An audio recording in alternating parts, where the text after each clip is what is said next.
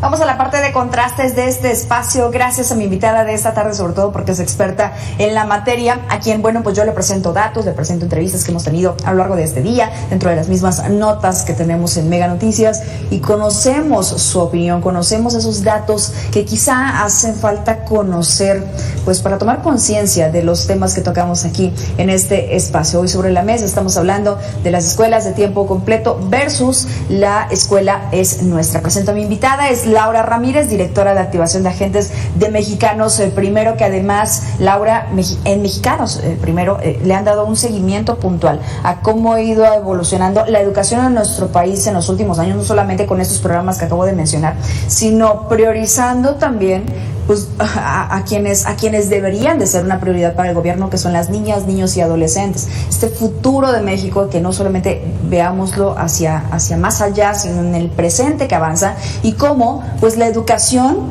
es la clave fundamental para muchas de las cosas que incluso ocurren en nuestro país. ¿Cómo estás, Laura?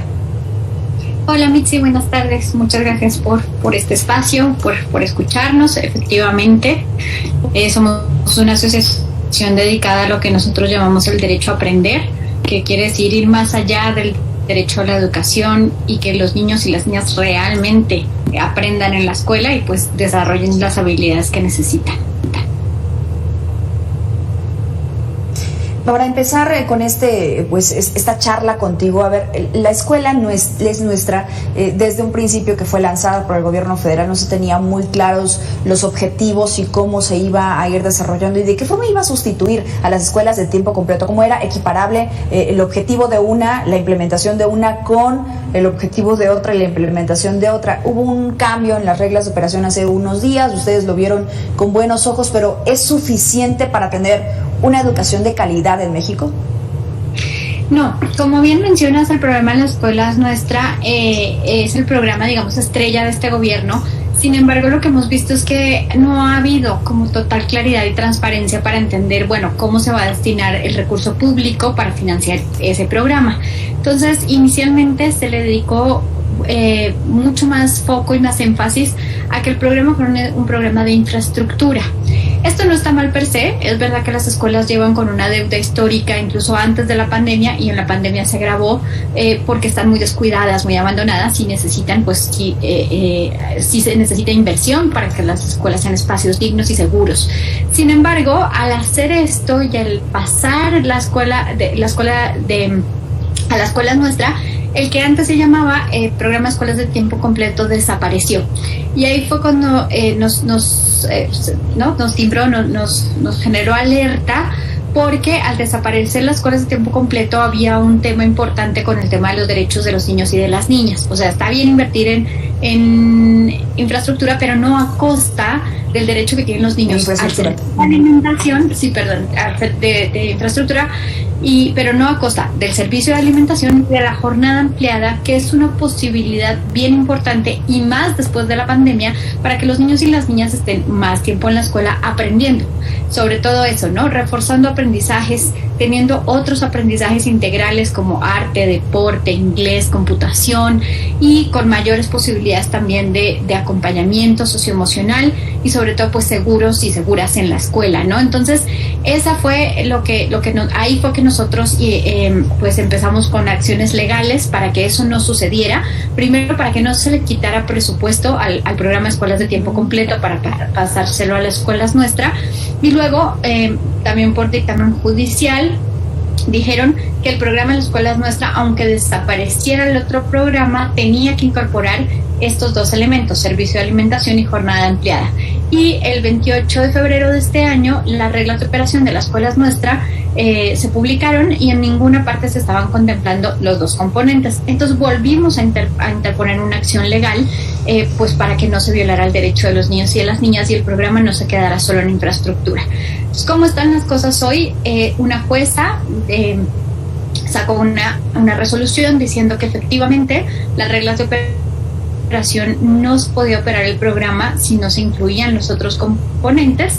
Entonces, el jueves de la semana pasada se publicaron unas reglas nuevas que ya los incluye, pero todavía estamos poniendo el dedo sobre el renglón muy puntual porque todavía hay unos comos en la implementación que no quedan claros y que pues se corre el riesgo de que el programa no cumpla con los fines que debe cumplir y que el presupuesto, el dinero, efectivamente recaiga en procesos que al no ser transparentes, pues puedan utilizarse para algo que realmente no tenga impacto en el aprendizaje de los niños.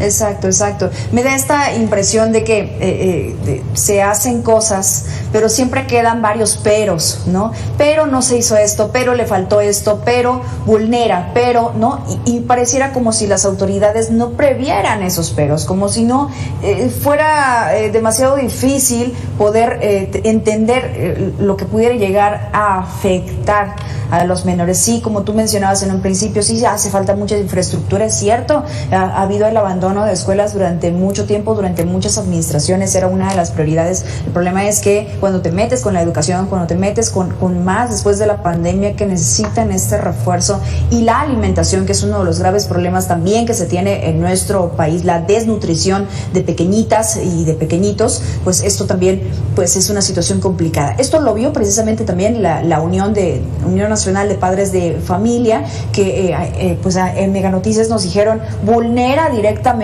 los derechos de las niñas y de los niños. Si me permites, vamos a escucharlos y yo creo que pues coincides totalmente con ellos. Los escuchamos. Con esta decisión, las autoridades están vulnerando el derecho de más de 3.6 millones de niños, niñas y adolescentes en México a seguir teniendo una educación con calidad en un programa de horario extendido, además de dejarlos sin alimento que les proveían como parte de este programa. Nos queda claro que los programas y todas las secciones que han tenido en éxito en los anteriores gobiernos, la actual administración se ha dado a la tarea de lapidarlos. ¿Coincides, Laura? Sí, es que como bien mencionan, el programa Escuelas de Tiempo Completo es un programa que había iniciado desde hace ya varios años y sobre todo había sido un programa evaluado y los resultados eran positivos. Se había visto que desde el primer año los niños y las niñas de las escuelas tenían mejora en la comprensión lectora y después de 3 años había mejora también en las habilidades matemáticas. Entonces es un programa que necesita que se dé por varios años, que no sirve si solamente es un ciclo escolar y que para mantenerlo se necesita el presupuesto. Y como también mencionaban, es verdad, la misma Secretaría de Educación Pública en 2019 realizó una encuesta y para el 69% de los niños y de las niñas el alimento que recibían en la escuela era el primer alimento que recibían al día y en algunos casos el único. Entonces, el impacto que tiene sobre los niños y sobre las niñas y también sobre las familias, sobre todo porque sí era un programa que estaba muy anclado, muy asociado a comunidades educativas de alta marginación. Entonces, pues claro, es un impacto súper negativo para los niños, para las niñas, para las familias, pero también para la sociedad en general, porque cuando los programas educativos no están focalizados a las comunidades que más lo necesitan, ¿no? Entonces, pues claro, echamos para atrás socialmente al quitar este tipo de programas que funcionaban, que tenían evaluaciones de impacto positivas. Déjame escuchar esta otra molestia, este otro testimonio sobre la desaparición de escuelas de tiempo completo, cómo afecta pues principalmente a las niñas y a los niños, pero también a los padres de familia, porque pues muchos de ellos salen a trabajar, salen a ganarse o a tratar de ganarse el sustento y que fue muy complicado para ellos también. La pandemia ha sido muy complicado, la situación económica que todavía estamos viendo. Nada más vamos a escucharlo y déjame hacerte otra pregunta de regreso. Necesitamos que este tipo de programas federales se expandan, no que nos los quiten. Somos muchas familias trabajadoras que necesitamos apoyo. No tengo una familia de 5, tengo 5 niños. Necesitamos trabajar ambos. Necesitamos un lugar seguro para dejar a nuestros niños. imagínate tener una familia de cinco niñas, 5 niños, y que simplemente pues no puedes alimentarlos. Pero bueno, a ver, déjame preguntarte, cuando se lanzó las escuelas de tiempo, el programa de escuelas de tiempo completo, ¿hubo resistencia? Nos cuestionamos si realmente iba a funcionar o no, o se planteó de tal manera que había que darle tiempo y tenía que funcionar. Es decir, estuvimos en la misma situación que estamos ahora con la escuela es nuestra, con el programa de escuela, la escuela es nuestra. Mira, cuando empezó el programa por allá en 2007, o sea, ya tiene un tiempo, efectivamente se hizo mediante un pilotaje. Eso quiere decir que se escogieron un número acotado de escuelas, se vio cómo funcionaba en algunos estados. Pero como se vio que el programa funcionaba, con los años se fueron aumentando no solo el número de escuelas, sino también el número de estados que tenían el programa. Y llegó a ser un programa implementado en las 32 entidades federativas. Entonces, esto nos habla que la evolución del programa pues fue mostrando los resultados que yo te comentaba en aprendizaje, pero también, digamos, en apoyo a las familias, a las mamás que iban a trabajar, y pues se fue presentando como un espacio seguro para las niñas y para los niños. Fue en 2018 cuando empezó a disminuirse el presupuesto, así como poco a poquito le fueron quitando, hasta que se dio este proceso que te digo. Entonces, de alguna manera, la resistencia que se ha generado con los años sí ha habido. Algunas comunidades escolares mostraron que no les funcionaba el programa, y sobre todo hubo algunas irregularidades en algunos momentos con el pago a los docentes que estaban en el programa. Pero lo que hemos dicho puntualmente es, un programa público tiene que ser constantemente revisado. Si aparecen irregularidades, por supuesto que hay que atenderlas, ¿no? Claro que necesita mejorarlo para que ya no pase esto, no eliminarlo, porque si tú eliminas un programa que funciona, pues estás, digamos, dejando un hueco, y en este caso, específicamente en este caso, es un hueco con un alto impacto social. Desde tu punto de vista, el gobierno federal actual, porque justamente das esta cifra de que a partir del 2018 se le empezó a recortar el presupuesto y hasta ahora la eliminación, el gobierno federal no puso en una balanza los beneficios contra las irregularidades que se habían dado a conocer. Y sobre todo, sabes, yo no sé si ustedes en Mexicanos Primero tienen algún dato de personas que han sido denunciadas de manera directa por estas irregularidades, señalamientos directos. Nosotros no conocemos que se haya abierto una carpeta de investigación, por ejemplo, para esas irregularidades, sino simplemente se tomó la decisión de eliminarlo, cortar de raíz. Sí, nosotros también hemos visto que no hay en realidad un seguimiento a las irregularidades con el fin de mejorar el programa. Y como te decía, pues esto siempre es peligroso, ¿no? Lo que vemos es que esa pretensión de eliminarlo de tajo y hacer un programa que se considera mejor, pero que hasta el momento no ha mostrado, no se ha planteado como un programa, digamos, con reglas de operación claras. No ha habido transparencia en cómo se va a entregar el dinero, o si es que las partidas que ya se han entregado en los ejercicios anteriores. No sabemos a quién le está llegando el dinero y qué se está haciendo con el dinero, y finalmente pues es dinero público, ¿no? Entonces, sí ha sido sí ha habido opacidad en el tema de las escuelas nuestra, y sí creemos también que la decisión de eliminar el programa anterior fue una decisión arbitraria que no pensó en las consecuencias sociales y en el derecho de los niños y de las niñas, sobre todo. Déjame regresar un poco al proceso legal que tú nos mencionabas, a lo que tuvieron que llegar a proceder ustedes, pero también algunas escuelas han ganado amparos. ¿Harías un llamado a escuelas que se sumen con ustedes para poder ampararse, para que este programa pues definitivamente no desaparezca en su estado? Déjame escuchar a estos maestros, porque aparte denuncian hostigamiento por parte de la Secretaría de Educación, y seguimos hablando del tema legal. Vamos a escuchar. Ya no quieren a maestros de doble plaza, nos quieren quitar, nos están hostigando de vinculación administrativa por parte de la Secretaría de Educación. Que plazas vespertinas, las que tenemos doble plaza, nos tenemos que reubicar a otros centros de trabajo. ¿Te mueves o te mueves? ¿Harías el llamado a docentes, a escuelas que se sumen con ustedes a ampararse? Y por otro lado, ¿cuándo podrían estar recibiendo respuesta del último proceso que ustedes realizaron de forma legal?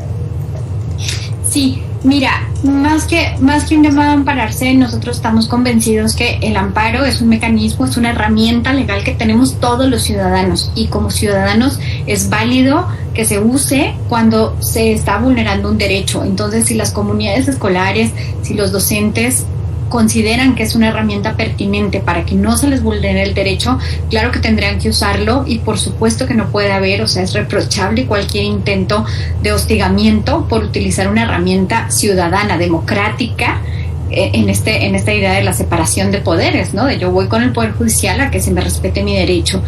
Eso en cuanto a los docentes. Nosotros por nuestra parte hemos estado metiendo los amparos que te comentaba, porque nosotros como organización tenemos una posibilidad, ganamos esta posibilidad de defender los derechos de los niños y de las niñas, aunque no seamos nosotros los principales afectados, porque somos una organización de la sociedad civil que se dedica a estos temas. Entonces nos dieron esa figura, ¿no? Que podemos litigar este tipo de casos, y la importancia que tiene es que cuando nosotros lo ganamos para el derecho de todos los niños y las niñas. Entonces, que las comunidades se amparen están bien, pero al gana solo la comunidad. Por eso esta importancia de esta herramienta de litigio estratégico, así lo llamamos, que permite que el derecho se garantice para todos y para todas, y no solo para la comunidad que se amparó. Esa es la importancia, ¿no? Entonces, ¿qué pasó con nuestro amparo? Lo último que pasó fue que la jueza dio una sentencia, digamos, ya diciendo una suspensión definitiva, así se llama, una suspensión definitiva, diciéndole a las autoridades que no pueden operar la escuela nuestra si no cambian las reglas de operación. Entonces, como ya la cambiaron, ya nuestro recurso, digamos que por ahora termina, porque ya se cumplió lo que nosotros queríamos, que era que se incluyera el servicio de alimentación y la jornada ampliada. Entonces, por ahora ahí quedamos.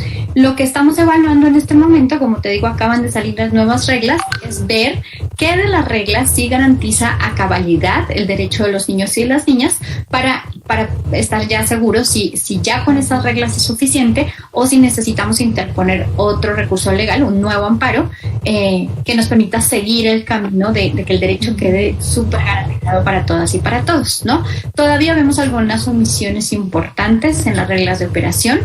Por ejemplo, no hay claridad de cómo se le va a entregar el dinero a los maestros y a las maestras que están en el programa, ¿no? Se dice que se le va a dar el dinero a los comités de familias, pero no hay claridad de, una vez que llega a las familias, cómo se le entrega a las maestras, a los maestros, y esto puede generar muchísima opacidad y que los recursos pues no lleguen a donde tienen que llegar, y entonces volvemos a la misma. Si el programa no funciona en la realidad de la escuela, no importa cómo estén las reglas de operación, los derechos no se garantizan. Sí, claro, porque bueno, no todas, pero hay algunas asociaciones de padres de familia que han sido también evidenciados por cuestiones de irregularidades o de opacidad misma dentro de los mismos padres de familia. Vamos, no todas, no quiero generalizar. ¿Y qué porcentaje se le va a destinar a estos maestros? Quizá haya escuelas que a los maestros se les pague más, escuelas que se les pague menos. Es decir, tiene que ser mucho más claro, y ojalá las autoridades lo hagan, porque eso solamente es lo que hemos escuchado por parte del presidente, por parte de la Secretaría de Educación, ¿no? Que se les va a entregar de manera directa a los padres y ya ellos se organizarán para entregarlo. Pero ¿cómo lo van a hacer? ¿No? Sí, no solamente, digamos, no podemos pensar que haya mala intención de parte de los comités, ¿no? A veces simplemente desconocimiento, cuando no hay claridad en las reglas, sí. Cuando no se tiene cómo le vas a entregar el dinero, y luego qué pasa con ese dinero, y cómo hay una rendición de cuentas de ese dinero, pues se puede prestar que a veces hasta por desconocimiento, ¿no? Entonces sí es muy importante. Tenemos una gran variedad de diversidad en las escuelas del país, diversidad también de circunstancias. No es lo mismo los centros urbanos que tienen la posibilidad, digamos, bancaria incluso, ¿no? De la logística para transferir el dinero o no. O sea, todo eso tiene una serie de implicaciones que pueden cambiar de una comunidad a la otra, y que si entonces las reglas no están claras, precisas, y cómo se informa de qué pasó con el dinero, pues el dinero se puede quedar perdido. O la escuela que toma la decisión de destinar más dinero al tema de infraestructura, porque igual y lo necesita, pero entonces pasa lo mismo, que no se atiende los otros temas, pues que también son fundamentales y que en este momento post pandemia es tan importante para los niños y para las niñas, ¿no? Entonces, que puedan tomar una decisión que a lo mejor no sea la mejor para la comunidad escolar y que suponga en riesgo los derechos. Exacto, habría que estar revisando esto, y vamos a estar nosotros muy al pendiente en conjunto con ustedes, si nos lo permites, Laura, con Mexicanos Primero, para ver qué es lo que está pasando, sobre todo porque pues implica de nuevo niñas, niños y adolescentes. Laura Ramírez, directora de activación de agentes de Mexicanos Primero, gracias por esos minutos con el auditorio de Mega Noticias. Muchas gracias a ti, Mitzi. Un saludo para tu audiencia y que tengas una buena tarde. Y sí, seguimos. No vamos a quitar el dedo del renglón porque hasta que se garanticen los derechos de los niños y de las niñas. Bonita tarde. Así es. Que tengas excelente tarde. Vamos a una pausa, pero regresamos con más.